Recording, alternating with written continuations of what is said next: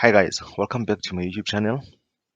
Yeah, today we're gonna be doing this question. So if you want to see the details of the question, you can look at it on my description. There's a link there. Once you press that link, it's gonna take you straight to the site whereby you're gonna be able to download the question paper that I'll be doing.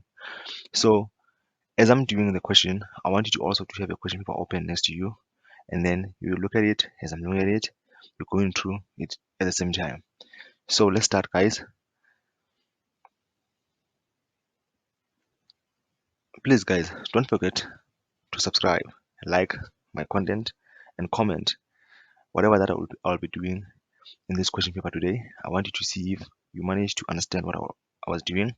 And then once I see your comments, I'll reply in the comment section, or I will just do a separate video whereby I'll be posting and trying to explain your questions. So it will be good for me to have like many questions from you guys so that in my video that I'll be answering questions for this class today, so that I can be able to have like something that is going to be tangible rather than having only one comment that I'll be answering to.